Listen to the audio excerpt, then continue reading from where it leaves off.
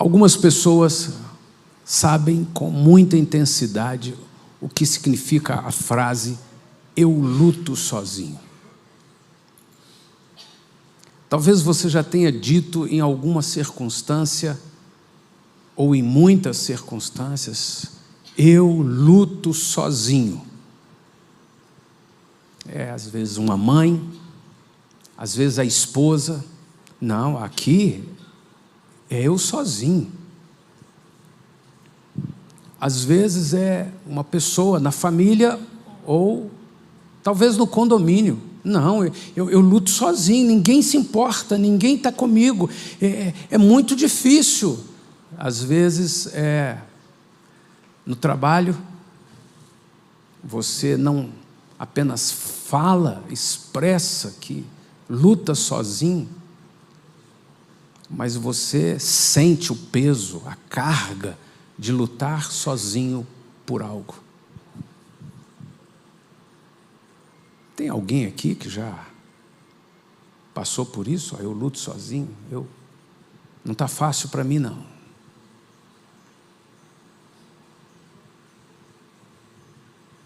Essa é uma frase que nós ouvimos em nós mesmos muitas vezes. E é pesado, lutar sozinho é muito difícil, é muito pesado. Muitas vezes a gente vai por uma via que é comum.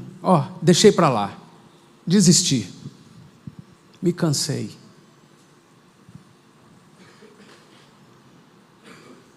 Chutei o balde. Não dá mais. E nós estamos trazendo no altar do Senhor exatamente isso. Eu luto sozinho. Essa expressão o Espírito de Deus colocou muito forte em mim esses dias. Ministre sobre isso.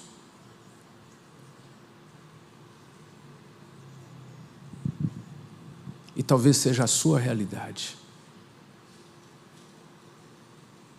Qual é a circunstância da sua vida que você acredita, que você reconhece, que você luta sozinho?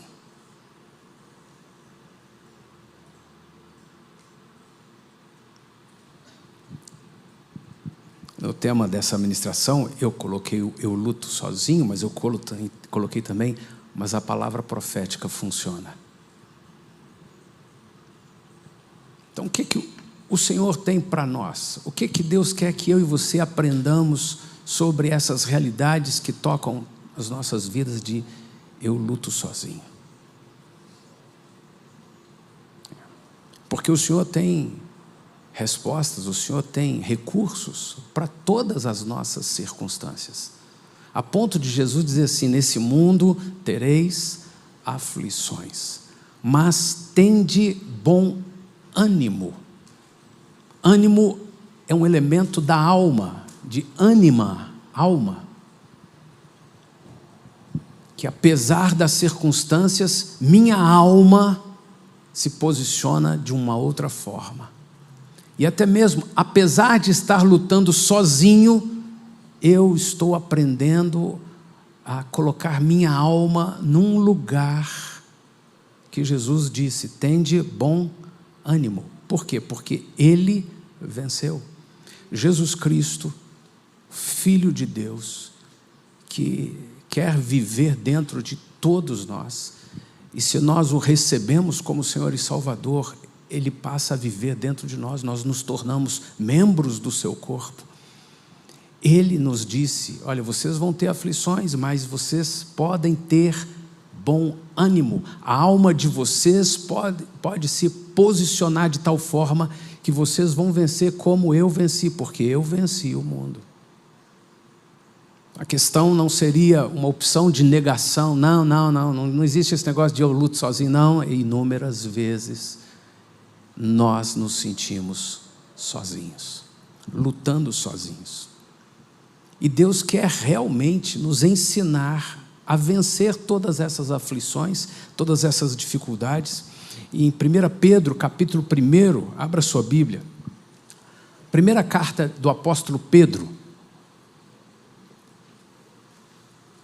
no primeiro capítulo desta carta,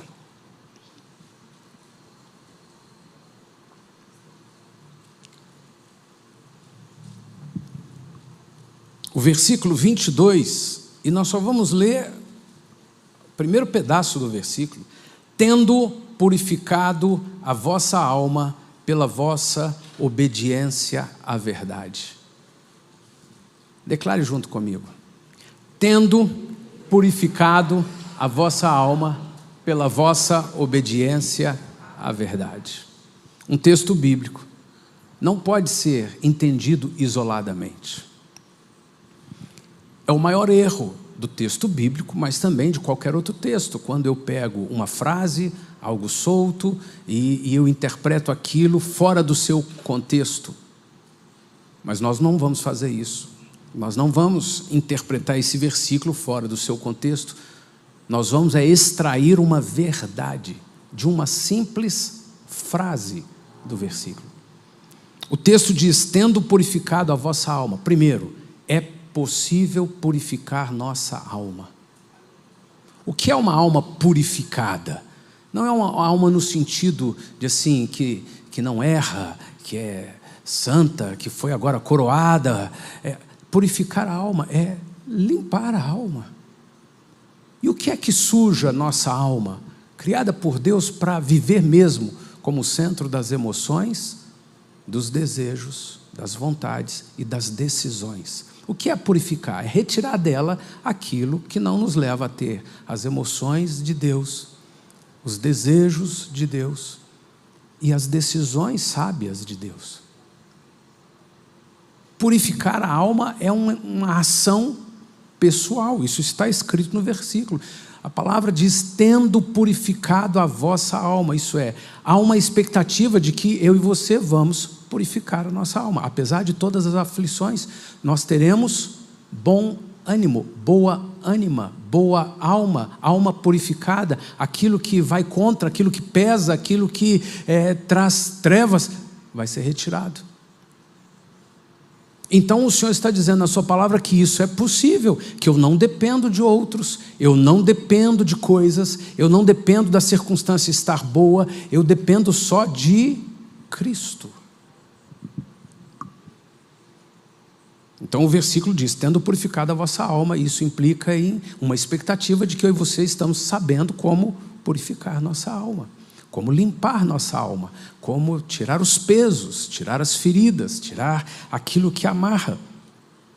Mas a segunda parte dessa frase, ela revela o como: pela obediência à palavra. Uma frase pequena no meio de um versículo, de um contexto muito amplo de conhecimento, de revelações, mas eu e você podemos nos aprofundar na frase e entender. O Senhor está dizendo que há uma expectativa de que sou eu mesmo que vou purificar a minha alma. Por isso ele disse: tem de bom ânimo. Sou eu que vou purificar, apesar das aflições, porque Jesus venceu o mundo. E ele diz assim: eu vou purificar a minha alma pela minha obediência à verdade. A obediência à verdade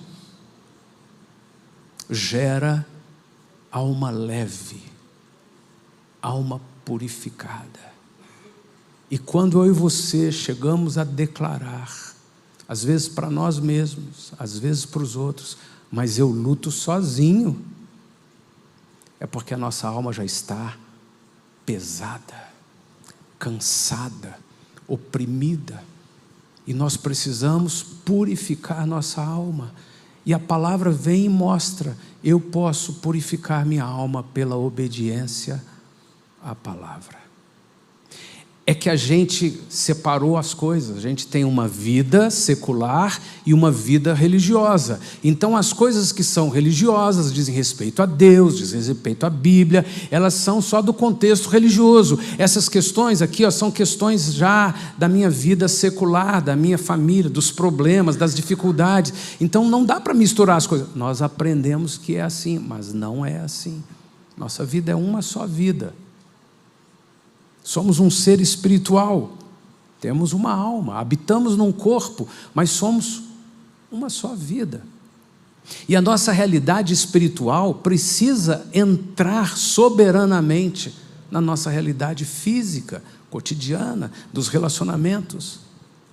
Por isso que eu posso pensar que a verdade, a palavra, vai me dar um caminho, e eu decido ir por esse caminho, que está expresso pela palavra obediência aqui. E se eu entro por esses caminhos da verdade, da palavra, minha alma será purificada. O salmista sabia disso, então ele escreveu o versículo assim: minha alma bendize ao Senhor, e tudo que há em mim bendize o seu santo nome. E aí ele vem e escreve: a lei do Senhor é perfeita, a palavra do Senhor é perfeita, a verdade é perfeita e restaura minha alma. É positivo, é bom que eu e você procuremos conselheiros? Sim, a Bíblia ensina isso. Algumas vezes o conselheiro vai ser um bom psicólogo? Sim, vai ser. Tem muitos ruins? Tem muito ruim, psicólogo ruim, tem muito conselheiro ruim, tem muito líder ruim, tem muito chefe ruim, tem muito amigo ruim, tem muita gente que não sabe dar conselho, que só também vomita suas emoções, seus sentimentos, mas tem muita gente que pode nos ajudar. É bom, mas nunca será suficiente se for só isso. Eu preciso da palavra, eu preciso da verdade. E a verdade, quando é seguida, faz com que eu purifique minha alma. Tendo purificado a vossa alma pela vossa obediência à verdade. Se eu luto sozinho, é porque minha alma já está muito pesada com algumas circunstâncias. E não só pesada com algumas circunstâncias, como também pesada, inúmeras vezes, porque o outro não fez nada, o outro deixou para mim, o outro não se importa, o outro não reage como eu esperava que reagisse, o outro não fez como eu queria que fizesse. Então eu chego a essa declaração: eu luto sozinho. Não é fácil para mim não, é tudo eu. Só eu estou tentando nessa casa, nessa família, nesse casamento, é tudo. Uma hora você vai ver, uma hora eu vou sumir. A gente vai buscando os escapes. Isso é a realidade de todo mundo. E é possível que não seja a sua realidade, porque de repente você já é mais diferente, assim, você quer saber? Eu não toco mais nesse assunto, eu não falo mais isso, não estou nem aí. Chutei o balde. Mas todos nós lutamos sozinhos. Agora, se eu buscar a verdade, eu vou começar a ter alguns elementos que iluminam as aflições da vida. Em relação a lutar sozinho, existe uma verdade que precisa ser conhecida e lembrada o tempo todo. É uma palavra não muito usada por nós, mas complexa ou mais distinta, que é solitude. É uma palavra até meio chique, né? É uma palavra assim meio refinada, solitude. E a gente nem dá muita atenção, porque parece uma coisa assim meio rebuscada, né? Coisa de gente granfina, de gente que está inventando moda. Mas essa palavra existe. Na verdade, esse conceito existe. Mais do que isso, essa realidade existe. Solitude. E nós não aprendemos sobre isso. A nossa natureza brasileira, do improviso, da informalidade, das coisas feitas sem um planejamento mais sólido, das coisas feitas do jeito que eu acho, de um povo mais caliente, um povo mais de emoção, de sangue quente, que faz aquilo que der na hora. E a gente não aprendeu sobre solitude. E solitude é algo muito ligado a sozinho, que se não é identificado, torna-se um problema. E todos nós precisamos, como indivíduos, de solitude. Em todas as instâncias que você lidera, você precisa de solitude. E na solitude existem recursos e existem cargas. E se eu não souber identificar as minhas cargas na minha solitude, eu vou equivocadamente me vitimizar, transferir culpas, e no final das contas eu vou gritar: estou sozinho, porque eu não identifiquei que algumas coisas eu sozinho mesmo. É solitude. Algumas coisas são minhas responsabilidades, meus encargos, minhas batalhas, minhas guerras. Então posso dizer que é isso mesmo, eu sozinho? Ainda não, vamos esperar aqui o que a Bíblia diz. A verdade que nós estamos observando e considerando é essa: existe uma instância chamada solitude, que nós não aprendemos a lidar com ela. E no melhor dos mundos da solitude, é eu saber aquietar-me, parar e observar, examinar, buscar o autoconhecimento e, acima de tudo, ouvir o Espírito Santo. E todas as vezes que a nossa alma está muito aflita, a gente sai fazendo coisas, a gente sai tentando com a força do braço, a gente sai muitas vezes gritando mesmo, ou chutando, ou tentando de todas as formas. E a última coisa que a gente faz é quietude, solitude, para ouvir o Espírito Santo. A gente já entra na presença dele: então tá bom, então eu vou ouvir o Senhor. E vai e sai fazer alguma coisa. A gente não vive realmente a solitude. Eu li na revista Impacto certa vez, ele falando sobre solitude, quietude, mas tempo com Deus, secreto. Então ele disse que aquele senhor, por fim, aceitou parar todas as coisas e foi para o sítio. Ele falou assim: eu vou passar 3 dias no sítio. E no final do 3º dia ele estava agitado do mesmo jeito, ele não ouviu Deus falar coisa nenhuma, não veio resposta, não veio solução, não veio inspiração, coisa nenhuma. E aí ele voltou para o trabalho e continuou tentando. E aí Deus falou com ele de novo: você precisa ir para um lugar de quietude, de solitude, estar sozinho, quieto na minha presença. Ele falou assim: eu já fui 3 dias, não aconteceu nada. Ele falou assim: 3 dias, presta atenção, se você é um motorzinho pequenininho, ele para em 3 segundos. Se você é um motor da usina hidrelétrica, você pode desligar o motor, ele vai gastar alguns dias até entrar em total inércia. Então solitude não é simplesmente você tirar 2 minutos e ficar ali quietinho, parado e tentando: me fala que eu estou, vai logo, fala que eu estou, eu preciso resolver. Solitude é você desligar o motor e esperar ele parar.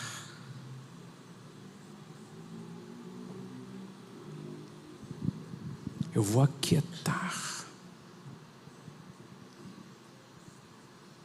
E na vida que vivemos hoje, ninguém deixa, nem a gente mesmo.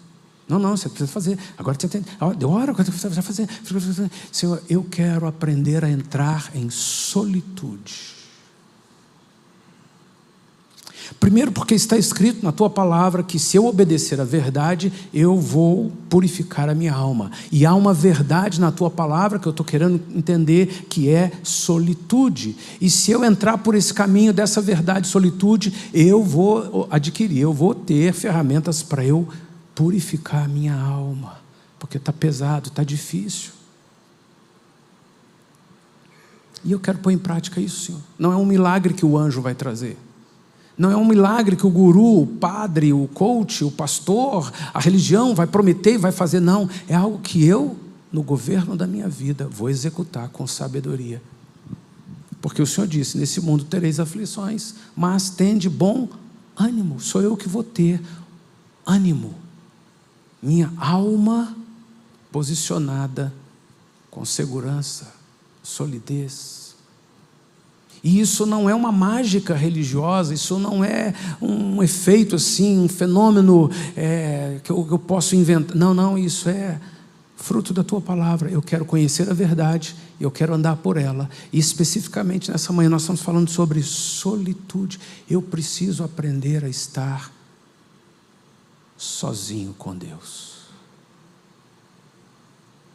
Solitude. O que é que me impede de estar? Leia comigo, primeira carta de João. Primeira carta de João. O apóstolo João. Capítulo 5. Desculpe, capítulo 1, verso 5. Ora, a mensagem que da parte dele temos ouvido e vos anunciamos é esta, que Deus é luz. Deus é luz. E não há nele treva alguma. Se dissermos que mantemos comunhão com ele e andarmos nas trevas, mentimos e não praticamos a verdade. Se, porém, andarmos na luz, como ele na luz está, mantemos comunhão uns com os outros. Não tem a ver com estar sozinho. Não tem a ver com lutar sozinho. Não tem a ver com eu não estar aguentando mais, e não quero mais saber. Não, mantemos comunhão uns com os outros. E o sangue de Jesus, seu Filho, nos purifica de todo o pecado. Se dissermos que não temos pecado nenhum, a nós mesmos nos enganamos e a verdade não está em nós. Se confessarmos os nossos pecados, e domingo passado o Espírito Santo nos guiou num tempo de confissão de pecados, de colocar nossa vida no altar do Senhor. E não pode ser só no domingo que isso acontece, isso precisa ser todos os dias, porque Jesus disse, se você não colocar sua carne na cruz todos os dias, não pode ser meu discípulo. Eu preciso tomar a cruz todos os dias. Eu preciso dessa vida de solitude com o Senhor, em que eu confesso meus pecados, minhas dificuldades. E quando eu estou debaixo de pecados, sejam eles comuns, simples, de toda a sociedade, ou coisas mais terríveis que estão me agoniando, ou gerando, não importa qual pecado, se eu estou debaixo de pecado, a Bíblia diz que pecado não é um ato errado que alguém cometeu, porque a igreja diz que não pode. Pecado é tudo aquilo que nos separa de Deus. Os nossos pecados nos separam de Deus. Os nossos pecados, eles aparecem imediatamente nas aflições da nossa alma, nos pesos da nossa alma.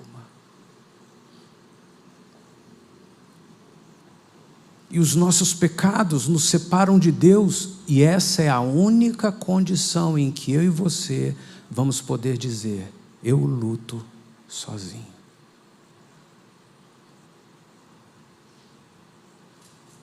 Porque estou lutando em meio a pecados.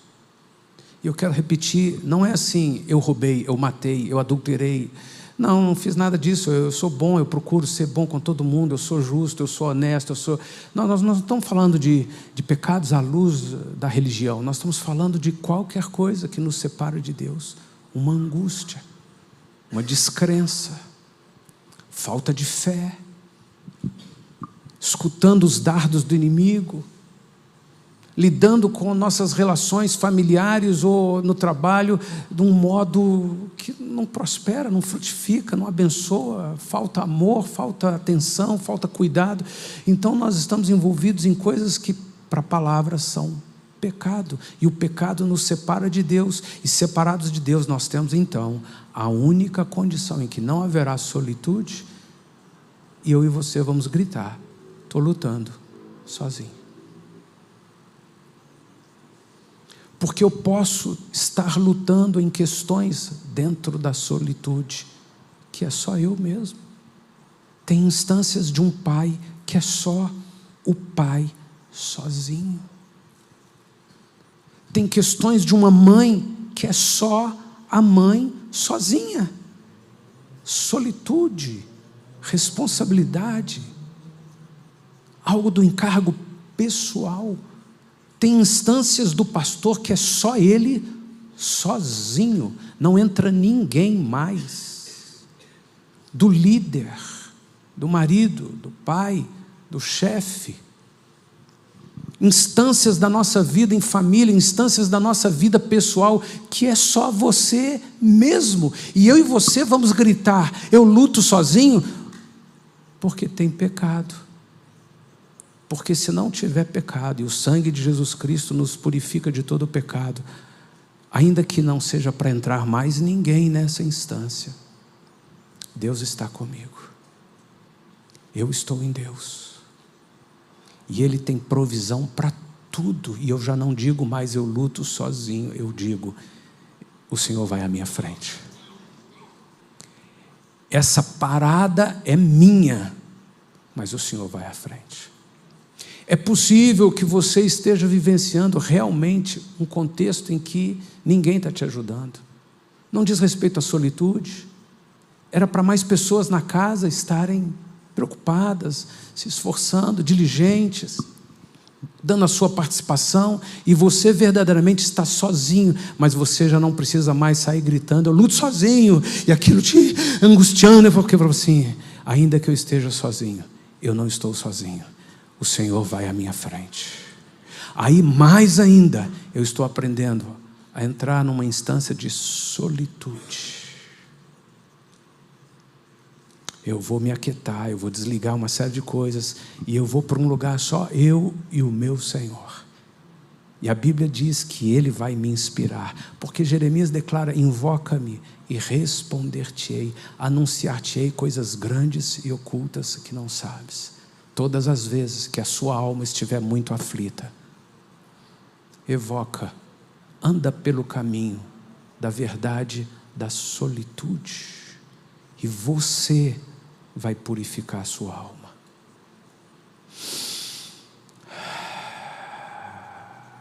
Aí eu troco as lentes, aí eu começo a ver tanto o modo do outro, quanto o erro do outro, quanto as virtudes do outro, com lentes mais limpas. E aquilo já não contribui mais para mim. Eu luto sozinho, eu não concordo, é uma ilha. Não, eu já estou, agora eu já estou mais leve, eu já estou mais leve. Eu não estou buscando os recursos da minha cabeça. Eu estou tendo luz, e a Bíblia declara que, se andarmos na luz, mantemos comunhão uns com os outros. Em qual circunstância ou situação você se encontra? Eu luto sozinho, com a alma cheia de aflições. Ou solitude? Não, eu não luto sozinho. O Senhor vai à minha frente. O Senhor vai comigo. Eu tenho recursos. Senhor, se é pecado, eu quero confessar os meus pecados. Não, eu estou tudo bem, graças a Deus, numa fase boa da vida, assim, tem nada assim de, não, está tudo bem. Eu até vi domingo passado, foi muito bom, muito bom. Olha, realmente assim, como é que coisa forte, né? Como é que Deus, que coisa. Mas assim, comigo não, não tem nada assim para... Não, Senhor, eu sou um pecador. Tudo que eu produzo tende a ser para contribuir com a natureza pecaminosa que eu sou. E aí eu posso confessar: eu sou uma pessoa que eu não entendo direito o negócio de solitude. Eu não consigo ficar 2 minutos, já fico quietinho, eu já quero sair, eu já quero fazer alguma coisa. Eu sou Marta, eu quero fazer, eu quero sair, eu quero agitar, eu quero pessoas, eu quero coisas, e daqui a pouco você não tem isso, eu vou para aqui, eu quero aprender a ter solitude.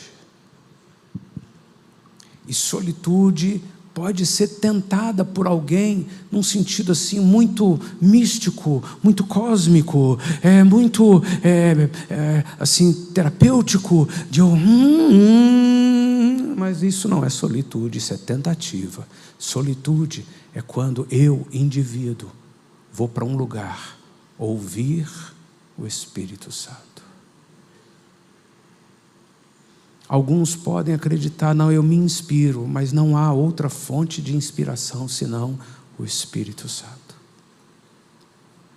Não há outra fonte de respostas, de criação, criatividade, senão o Espírito Santo. E Ele pode até me dar a inspiração para o trabalho, mas a prioridade dele não é me nutrir para as coisas terrenas e passageiras, a prioridade dele é me nutrir para as coisas eternas. E nutrido para as coisas eternas, eu serei sábio para as coisas temporais. Então eu quero aprender a solitude. E a palavra do Senhor nos diz que quando eu e você entramos na presença dEle, Ele nos inspira. Isso está representado em algo que estudamos aqui tantas vezes do tabernáculo: átrio, santo lugar e santíssimo lugar. Átrio é a nossa vida física, tantas atividades, tantas coisas para realizar.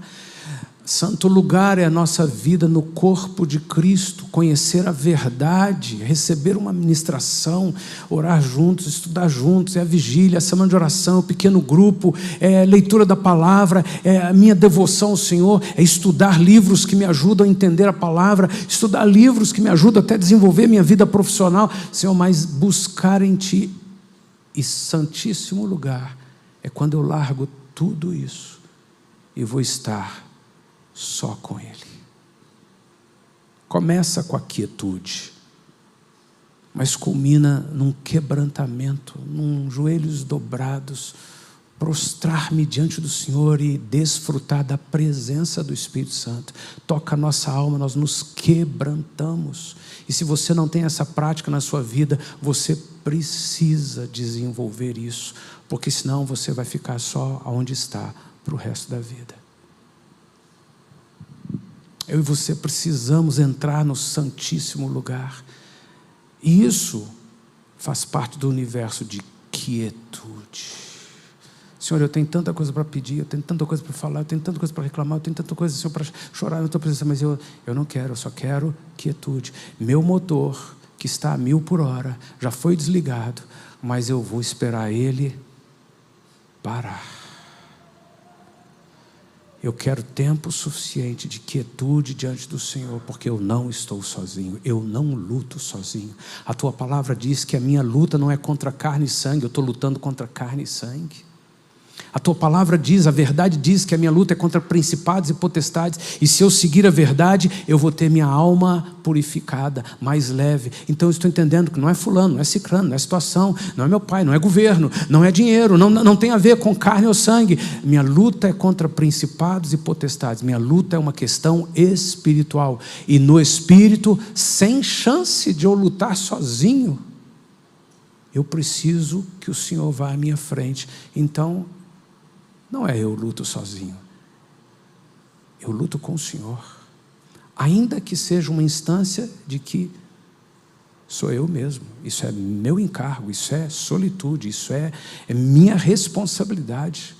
Eu posso e tenho aqui irmãos e irmãs, tem minha esposa, tem irmãos queridos, tem pessoas que eu nem sei, estão orando por mim, e eu não estou sozinho, mas tem coisas que é só eu como pastor, como líder, só você como esposa, como mãe. Você compartilha com o marido, e às vezes você está cobrando o marido. Tem coisas que ele deveria, realmente, você até poderia dizer, eu luto sozinho, mas você vai dizer assim, não, eu não luto sozinho, eu entro para diante do Senhor, e o Senhor está me levando em quais são as coisas que estas, eu sozinho, eu mãe, eu pai, eu líder, eu pastor, eu filho, eu cidadão, eu filho de Deus. Senhor, eu não quero misturar as coisas, eu quero discernir quais são os elementos da solitude. Se eu batalho sozinho, mas não é sozinho, não há pecado que está me separando de Deus. Eu confesso. Então eu estou com o Senhor. Então, Senhor, eu vim para estar com o Senhor.